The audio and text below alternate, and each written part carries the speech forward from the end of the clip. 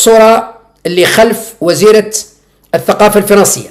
يقول أن الصحراء مغربية. وزيرة الثقافة التي تمثل الحكومة الفرنسية والدولة الفرنسية أثبتت أن الصحراء مغربية. إذن وزيرة الثقافة خصصت حيز وأهمية ووقت كبير للوفد المغربي من مهرجان كان إلى أربعاء أمس في معرض إفريقيا بباريس، لأن الصراع الآن الحضاري والثقافي والفني ما بين الجزائر والمغرب مطروح أمام هيئات دولية على رأسها اليونسكو حول أهمية وأحقية الجزائر أو المغرب في تصنيف تراث معين وتبعيته لأي دولة.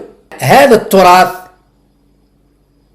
برودري والقفطان والزليج وكذا وكذا هذو مغاربة. وزيرة الثقافة الفرنسية من وزيرة الثقافة التي وفي اعتقادي صرحت تصريح مسؤول.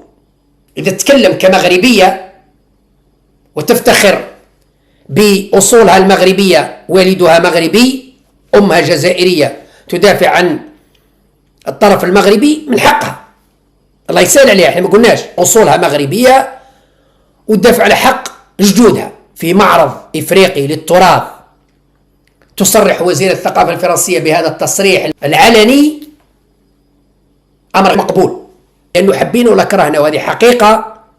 هذه حقيقة. اللوبي المغربي قوي وقوي جدا،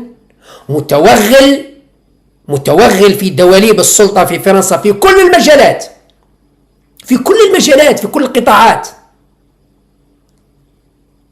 وعلى المباشر نقول لكم، وهذه تعرفوها كامل، ينشط المغاربة بشكل يعني رهيب ويدافع على مصالح بلاده. مبروك عليه.